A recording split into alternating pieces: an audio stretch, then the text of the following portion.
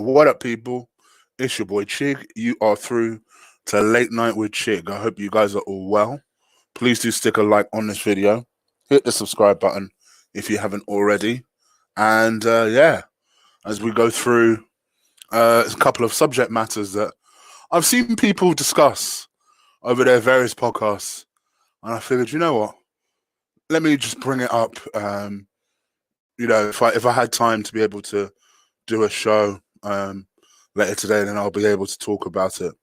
Obviously, you guys know I'm trying to manage my various different issues, so I'm just trying to fit shows where I can. So hopefully you guys will enjoy the show. Show it plenty of love by sticking a like on this video and hitting the subscribe button if you haven't already. Let's talk about Mr. Granit Xhaka. Now, obviously, Arsenal went into the weekend game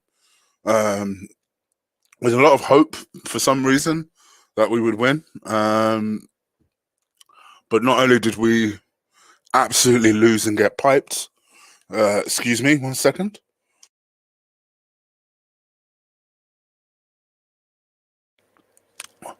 Okay, so not only did we lose and get piped, but we absolutely got shown up. We looked like a team that had absolutely no idea how to, with no structure, no way of playing football, no way of approaching the game. Naturally, when that happens, there's always a post-mortem of people, including myself. This is part of what I do as part of my role as a podcaster. Look for reasons why I think that might be the case. You know, I can't sit here and say that I'm not one of those sort of people, because I am. You know, you try and look for explanations and things that might not be too obvious. Obviously, we had 4 players out from our usual team setup. Those 4 players are Emil Smith-Rowe, who's only recently broken into the team himself, but apparently he was seen as one of the 4 that was missing. Bukayo Saka, who looks absolutely exhausted, and actually you could tell in some of his performances most recently that he does look really tired. David Luiz, who we learned over the weekend after that game, is actually having a hospital procedure to correct something. And we learned specifically today that him and Kieran Tierney will be out for a few weeks, and which means in Arsenal terms that could be anything from legitimately 3 weeks to 3 months. It really could be anything. And then of course Granit Xhaka, one of the very few games that Granit Xhaka didn't play. I think one of the nicest things compliments I could probably give to Granit Xhaka is that he is someone who is always available for managers. He is always someone who is an option for managers. He very rarely misses games. He always tries to become fit. And if he isn't fit, 9 times out of 10, you will notice when Granit Xhaka is not playing. I think that is the best compliment I can possibly give to him. But what I've seen recently is the suggestion that Granit Xhaka would have prevented that humiliation somehow yesterday, due to the fact that he is supposedly a very good passer of the ball, and you know, he has a better understanding of how to play the position than a Dani Ceballos. If Dani Ceballos is the bar, fine. I absolutely agree with you. I think Dani Ceballos, even through his own admission, hasn't been good enough. I feel a little bit sorry for Dani Ceballos because he did start off as a number 8, then went on a little run where he kind of adapted his position for Mikel Arteta into this kind of like number 6 role, especially when Lucas Torreira just wasn't showing up. So he kind of adapted his position and actually finished like really strongly in terms of the season last year, and has just never rediscovered that since this year. He's only looked progressively worse. I mean, for his sake, I don't know what he's going to do, because I don't see him getting into a Real Madrid C side playing like that. Never mind a Real Madrid A side. But yeah, I think with Ceballos, when I saw him starting in Liverpool, that was one of the things I immediately pointed to. I couldn't understand why Mikel Arteta had chosen that particular game to be the game that they risked Dani Ceballos to play. Just things like that just make me think to myself, this is why I refuse sometimes to always give this guy a pass. Because you could say to Thy Kingdom Come, we should be more patient. We should do this. We should do that. We should give him until Christmas. And even if it is that bad at Christmas, we shouldn't necessarily be trigger happy. At some point, you have to be holding the person that is making the same mistakes accountable. And that's where I disagree with what a lot of podcasters out there in support of Mikel Arteta will say. I'm not on board with this blindly giving him X amount of time or X amount of games to turn things around. I've never understood that. For me, I think everything should always be about merit. I think, for Mikel Arteta, he had a certain amount of merit gained, regardless of whether you agree with it or not. He had a certain amount of merit gained by the fact that he won the FA Cup. Fabulous.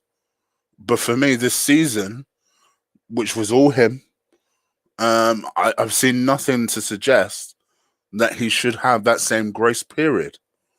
And, yes, it's certainly not his fault that Granit Xhaka is not available. But the fact that he's opted to pick Dani Ceballos lets me know how further out of touch this guy is when it comes to team selections, tactics, moving the team forward. Is he the right guy? And I think from my personal point of view, he tried to rectify it in the end when he clearly took Mohamed El-Nene on and took Dani Ceballos off.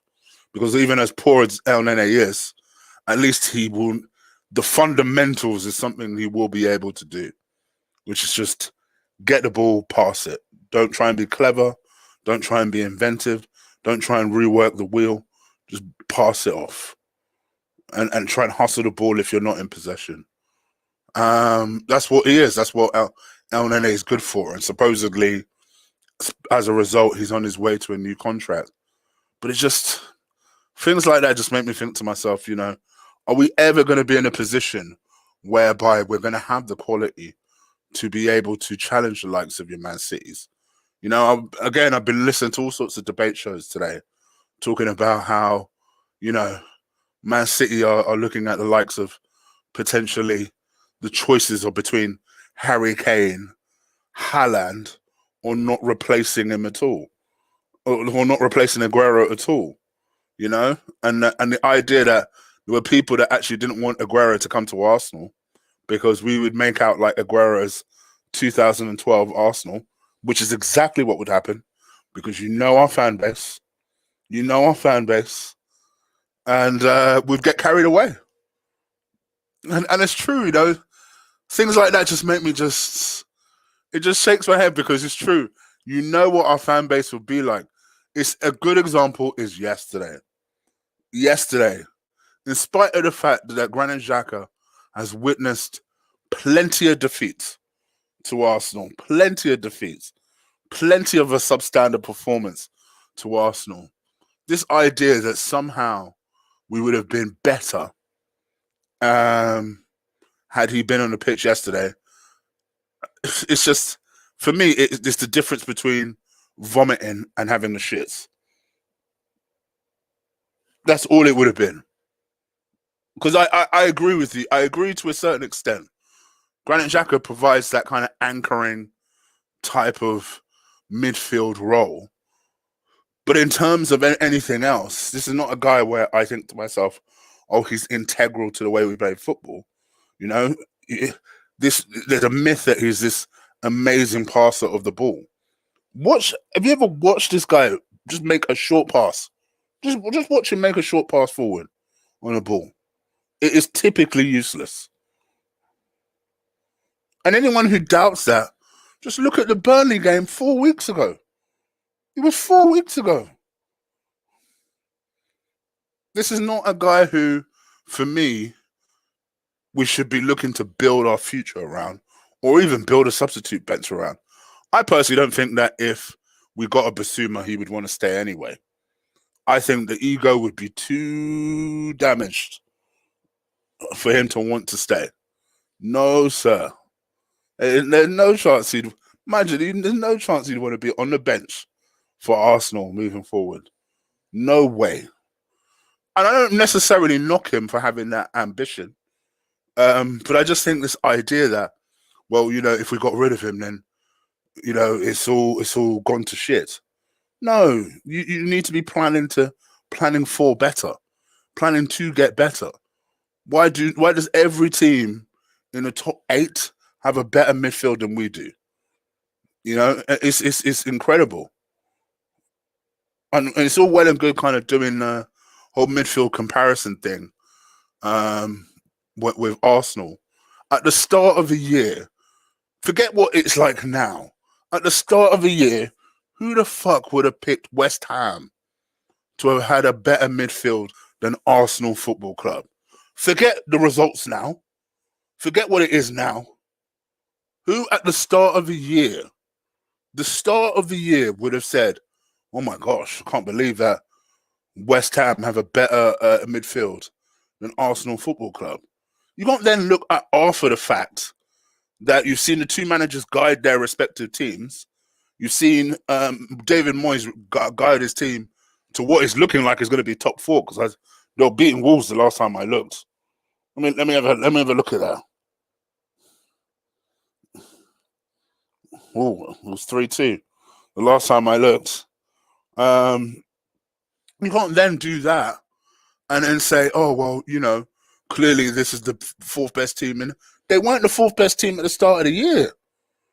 This is a manager that started the same time as Mikel Arteta, had COVID twice as much as Mikel Arteta. There is not a person alive that would have said that at the end of the second year, David Moyes would have a better team than an Arsenal Football Club. The fact that people are able to now confidently say that, to me, is actually a bigger illustration of the crime.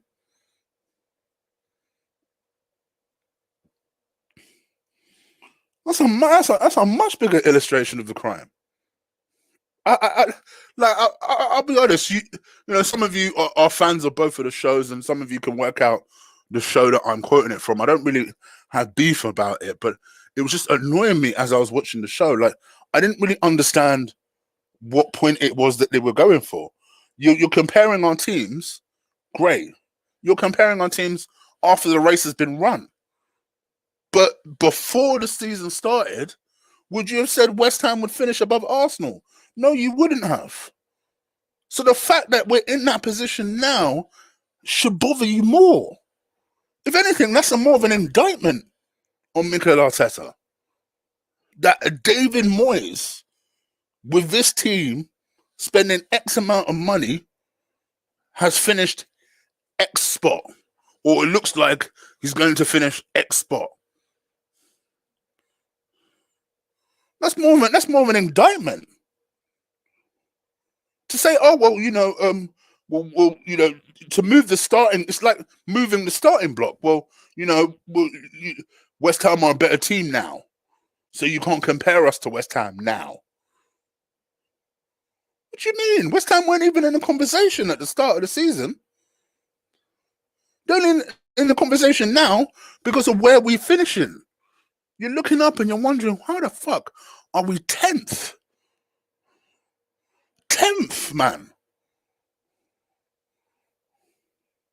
And then to say that, oh, Granit Xhaka, this guy who, of course, never makes mistakes himself, does he? He's never a liability himself, is he? He's never, ever, ever done anything like that, has he? Cost us games, cost us points, been irresponsible. He's never been a liability. how it's possible that he is seen as the answer over every other midfielder that we have is incredible. Now, don't get me wrong.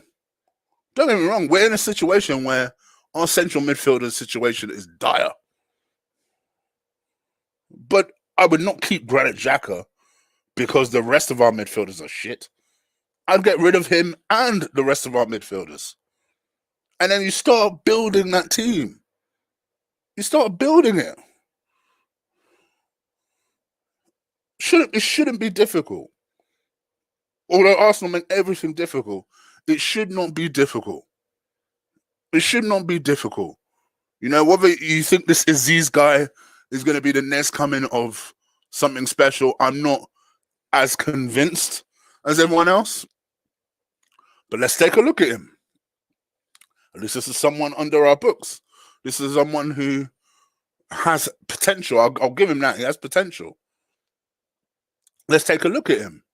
You know, piss or get off the pot when it comes to Joe Willock. Piss or get off the pot when it comes to Ainsley Maitland-Niles. If you're getting off the pot, try and raise as much money as humanly possible for all these individuals. And then start building this team. So I only say that because, like I said, I don't have any beef with this particular podcast. But I was watching it. And, you know, more often than not, much like you guys, I'm a fan. So sometimes I might say something in the chat room. Sometimes I might not. But more often than not, I'll be listening, especially if I'm doing a piece of work and I've got a podcast playing in the background because I find it relaxing or whatever. So that's what I'm usually doing.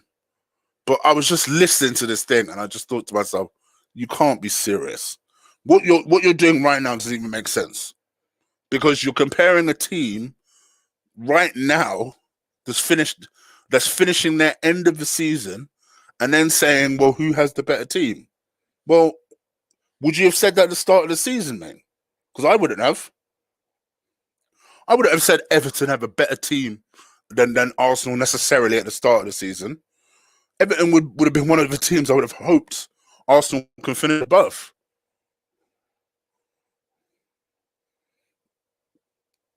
So, I don't know. I think from Arsenal's fans' point of view, we need to stop moving the goalposts.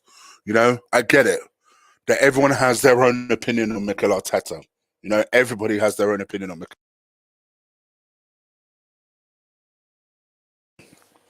I get that everybody has their own opinion on Mikel Arteta. Some people think that I'm not being patient enough with him. There are some people that think that I'm being too patient, believe it or not, that I'm not saying it how it is. You know, for me, I've always been a pretty reasonable guy when it comes to things like this. With Mikel Arteta, I've made it very clear that I didn't think the guy was qualified in the first place. But now that we are 2 years down the line, or, you know, for me, I look for other stuff to start now assessing him on. And I look at things like playing Dani Ceballos instead of Mohamed El Nene again in a game against Liverpool away from home. You know, I look at the way the team was set up, the way the team is motivated, the way the team chases. You know, those are the sort of things that I look for. Now, for me, if he's going to earn credit in the bank with me, it's not going to be a case of, oh, well, you know, we defended a little bit better this season by, you know, not getting smacked up 5-6-0. No, if you want to get credit with me, win that Europa League. You win that Europa League, I will shut my mouth a little bit more. But because I don't think that will happen, I just feel like, for me, we're wasting our time with this manager. And I think that the argument and the question that people keep saying to me is, all right, well, you get rid of the manager at the end of the season. Who do you bring in? Who cares? You bring in someone that you believe is qualified and ready. At this point, I actually don't even have a dog in the fight when it comes to a manager. Like I couldn't care less. Just someone that has experience, someone that is capable, someone that is hungry and determined to be able to do a job for Arsenal Football Club. That's what I would be looking for. You know?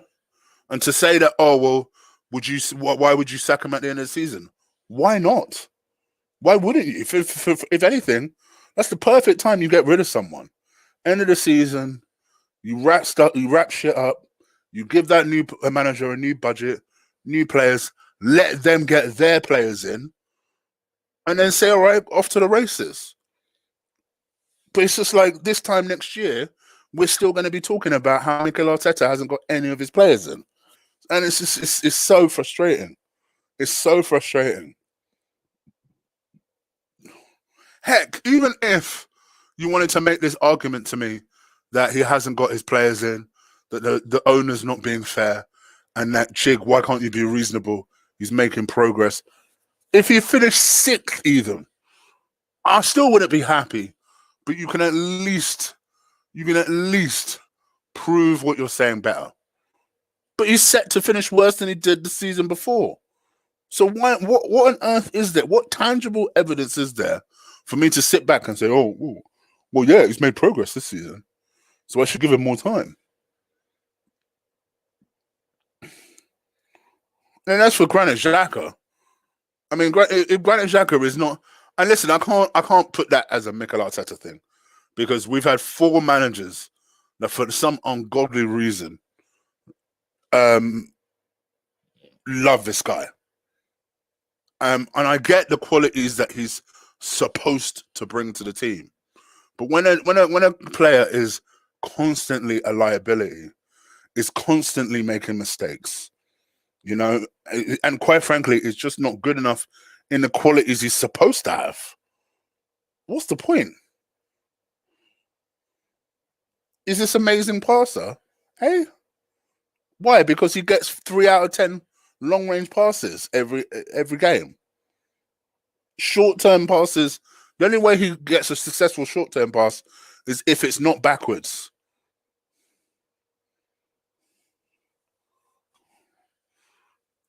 If anyone who disagrees with me, just look at the Granit Xhaka mistakes over the years. You tell me if they come from passing or they come from. Usually it's tackling or passing. It's usually one of those two things. Oh, anyway, Arsenal Football Club, man. It is what it is. You just gotta woosah and breathe. You guys, thank you so much for joining me in my little rant. Please do slap a like on this video. Hit that subscribe button if you haven't already. I'm going to quickly turn the camera off and change angle just because I'm going to stretch a little bit. But yeah, we can do a little 10-minute Q&A, and then I'm going to head up out of here. I'm also going to try and see if I can quickly bang out a Line of Duty episode 2 and 3 review. So obviously episode 3 drops yesterday, so I might just do a double episode review. So that'll be on Chig Flicks. If you're not a member of Chig Flicks, literally just type Chig and then Flicks, Flix, all one word, and then hit the subscribe button. We're through 300 subscribers now, so yeah, just keep an eye out on that. All right, 2 seconds. Let me just quickly turn off the camera, change angle. Oh goodness. Oh. See what you lot are saying.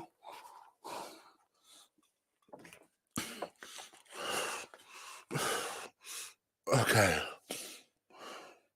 Chig, what is your favorite Kubrick film? I'll come back to that. I'll come back to you.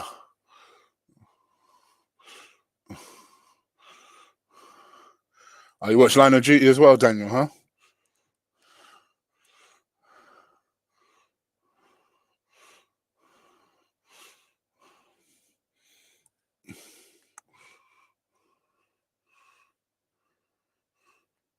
Yeah, man. I'm old. I need my stretchers, my lower back, my lower back. Sometimes when I sit on my bed, it messes with me.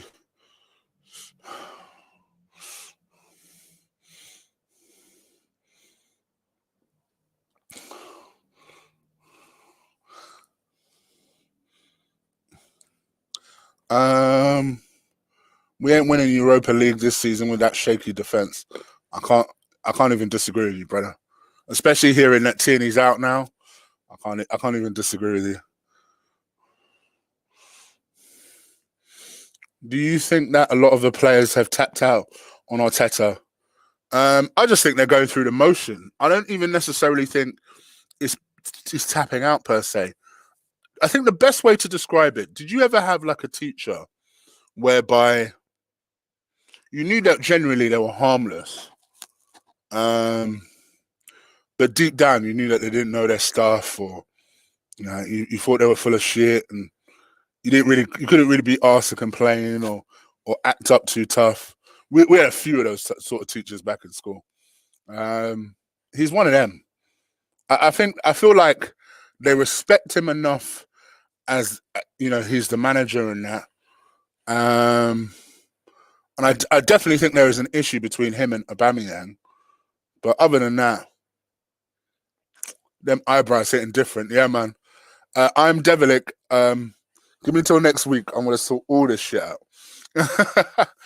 All this shit out.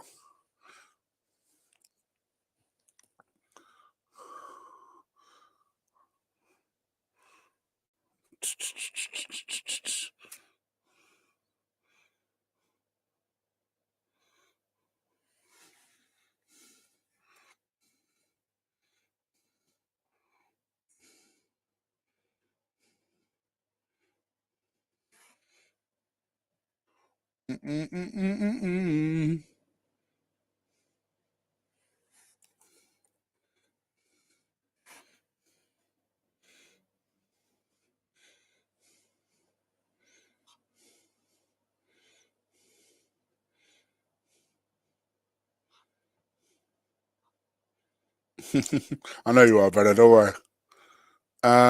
For me, he ain't that important. He shouldn't be the standard barrier for our midfield. Exactly. Oh my gosh. Honestly, yeah. This is why I like listening to that podcast, right? Because I I don't necessarily. I agree with maybe 20% of what they say, but I like it because it does thought provoke. I like being thought provoked. I'm not one necessarily that likes listen to stuff that I just agree with, because I think sometimes you don't really learn about yourself until you've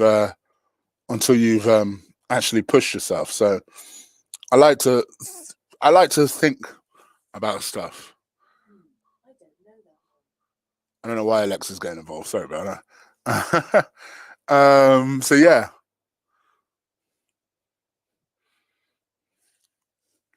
So it's no real beef to that podcast, but it's just when they were talking, I was just like, "Are you being fucking serious?" Like, to the point where I had to. My plan was to listen to them for 5 minutes, and I ended up listening to them for like an hour, just to double check that they weren't trolling me. I just thought to myself, "You can't be serious." There is no way that Granit Xhaka would have stopped us losing, which, to be fair, I don't think they were necessarily saying. But B, I don't think he's particularly helping in that situation.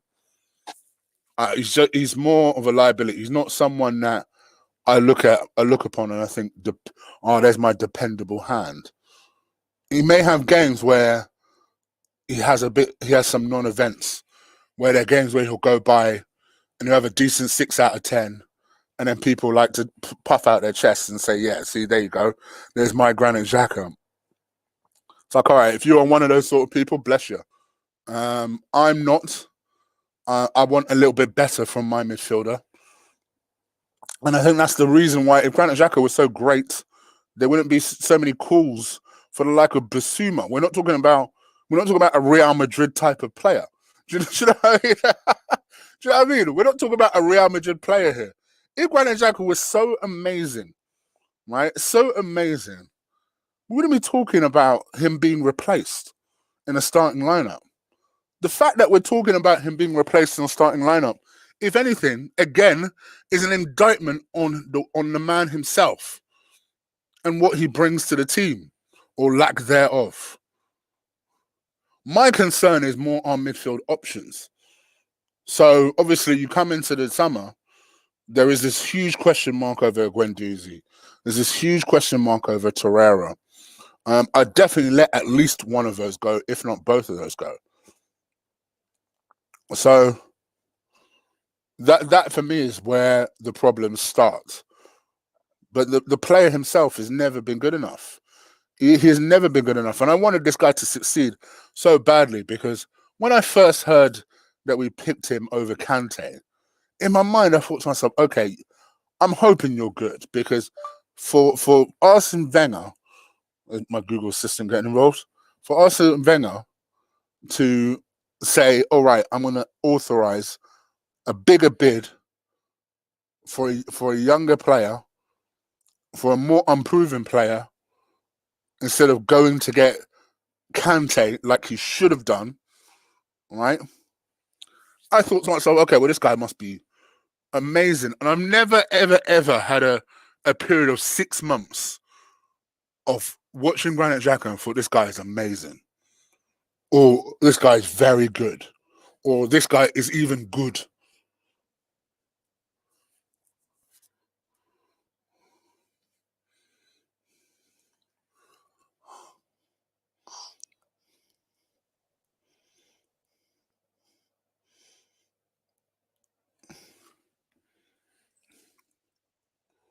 All right.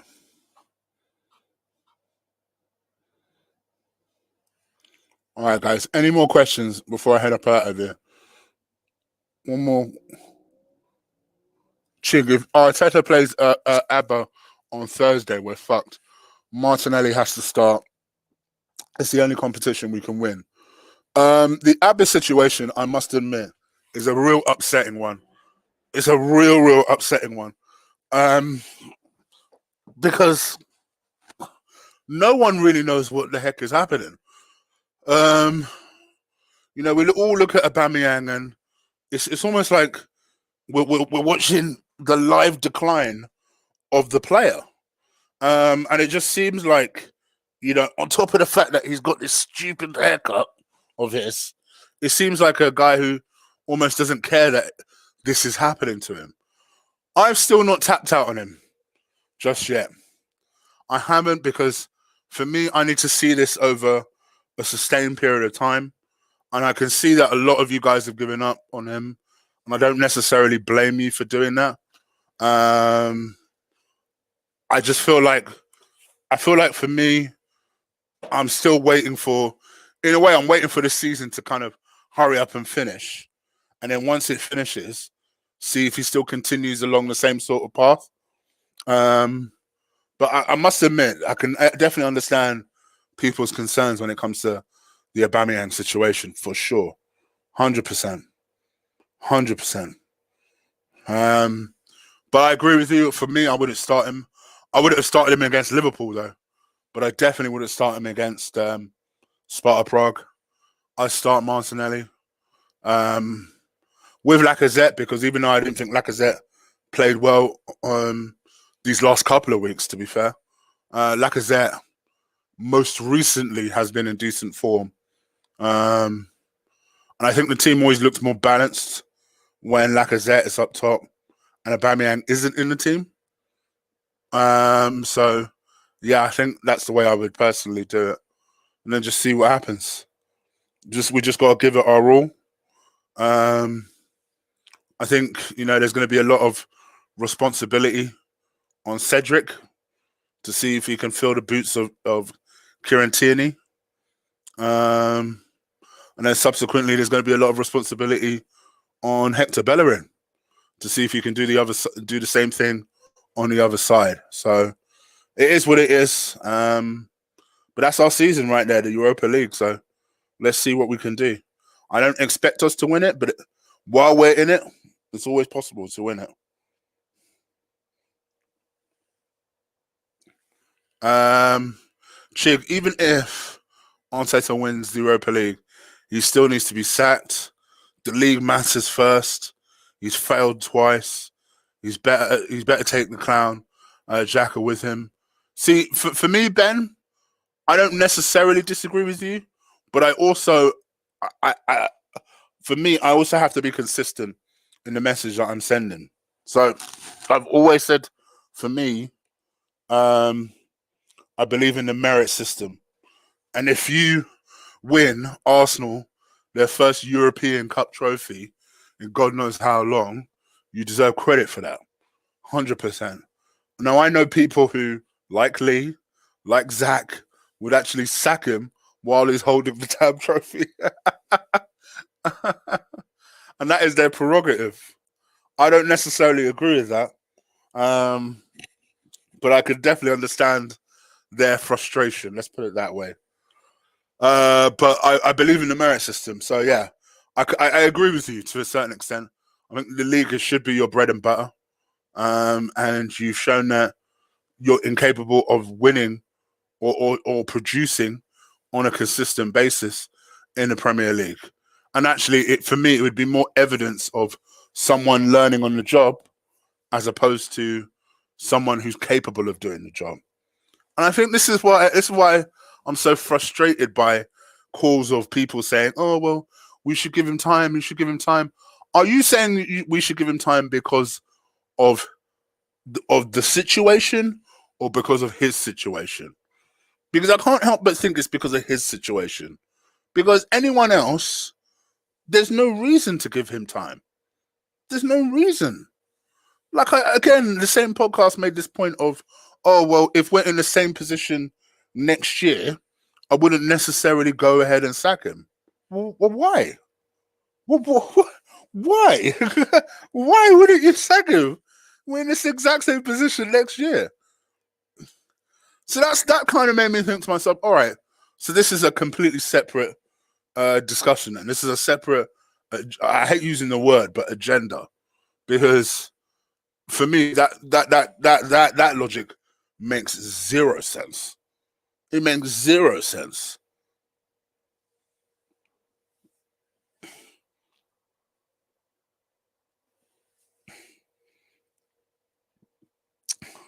Blimey, why does this geezer keep asking me my favorite Kubrick film?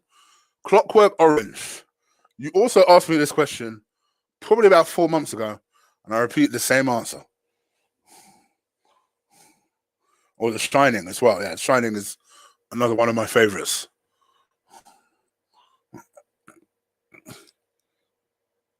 Yeah, I know. Ancelotti got sacked after winning a double. Yeah, I know.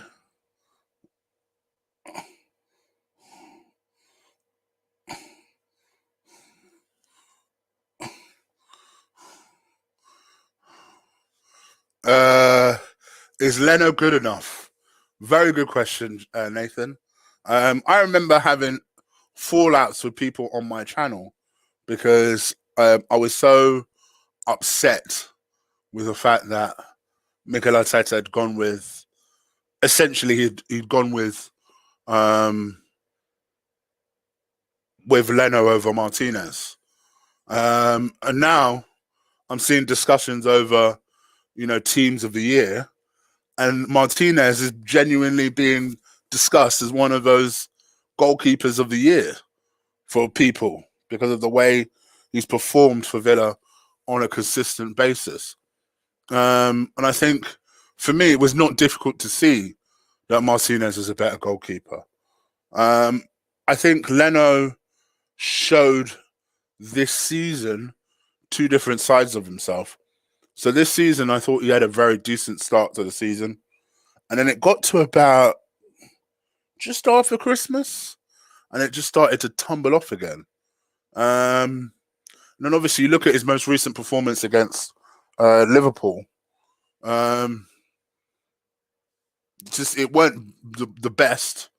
You just think to yourself, I can't help but think that if we had Martinez or another top goalkeeper, one of those chances of getting saved, one of those goals goal attempts was getting saved. And I just feel like with him, I think he'll be decent, but I don't think we're looking at as someone who I think is ever going to be this world class, amazing shot stopper, amazing reflexes. I don't think we're ever going to see that. It's just he doesn't exhibit that for me. He exhibits someone who is German, who's a modern goalkeeper who performs to a reasonable level, and that's it. But I don't see anyone who and plays football the modern way. Other than that, I don't see anyone who is particularly special, and that's just me being honest. I'm not quite Leno out with it, but for me, he was always the wrong decision over Martinez. And I think we're seeing that. We're seeing that play out. But that's again another one of those Mikel Arteta decisions. One of those Mikel Arteta decisions that, you know, whenever people say, "Oh, well, it's the players' fault. The players are crap," they're his players. They are his players. They are his selections. They are players that he has made a decision to keep or to loan or to sell. So why do I need to give him another window of doing that?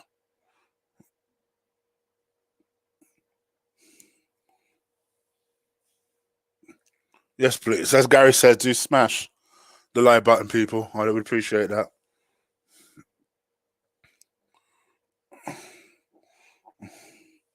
Martinez has 14 clean sheets. Leno has 8 clean sheets. See what I'm saying? But then people would tell you that it's because Villa have a better team. Yeah, all right, great. Would you have said that at the start of the season, though? Because I remember when I was first bitching about the whole Martinez thing, and people were saying, "Oh, well, if you want to support Aston Villa so badly and go and fight a relegation battle, then go and support Martinez in Aston Villa." Then that was the bar. Those were the bars that I was hearing. Imagine if I'd done that. I'd be supporting a team that's like, performing better than Arsenal. That's what damn sure. This is what I'm saying.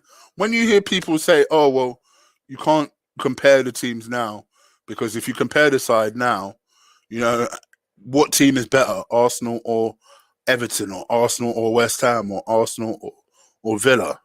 Yeah, that's great doing that now. Would you have said that at the start of the season? Like, it's revisionist history to start that comparison now. To say, "Oh, well, we were behind these guys anyway." No, we weren't. We weren't always behind these guys.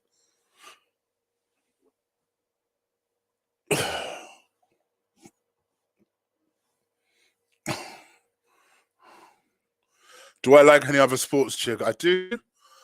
Despite the way I look, I do like my sports. So I like cricket. I like Formula One. Formula One's my shit. I love my boxing. Obviously, I have a boxing channel. Like my MMA. So yeah, in essence, like a spot of tennis.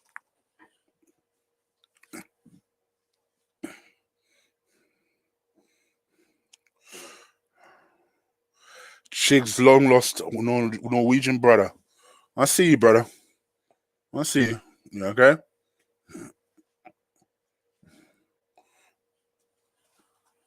Yeah, Daniel, I do. I do.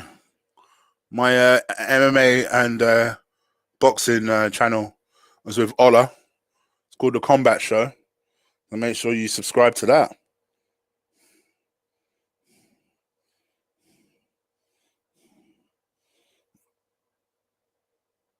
Do I like snooker? I love snooker.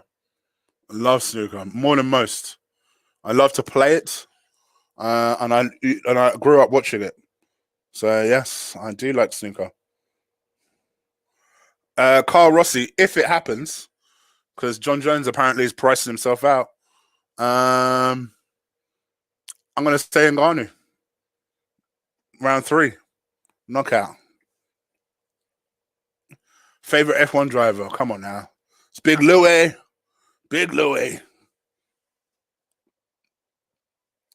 Plus, he's a gooner, guys. Come on. He's a gooner.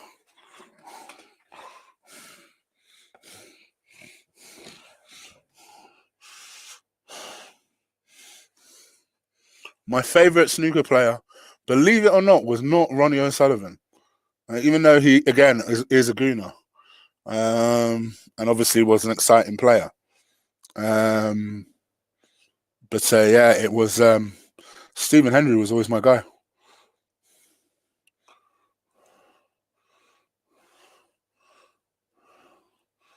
Oh, Daniel, I would say White.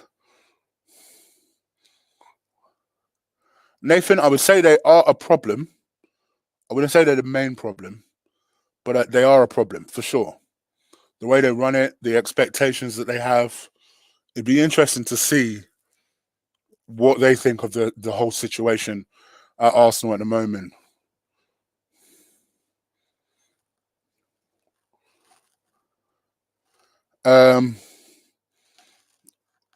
Most underrated player for me, Ward-Prowse, has been for some time. He's only just started to get his flowers, actually. All right, one more question and I'm out of here, guys.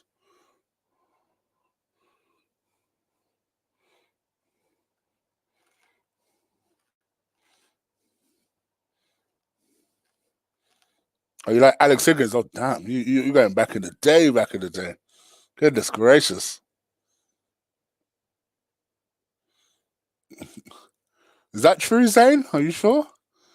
I'll tell you, I'll finish with Sayed's question. Big up to you, brother. I hope you're well. I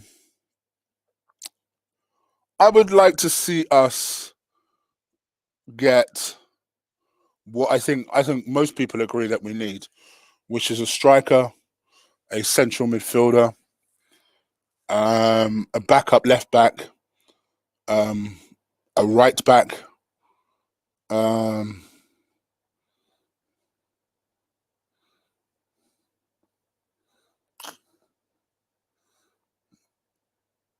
backup goalkeeper. So yeah, we're talking about 5 players.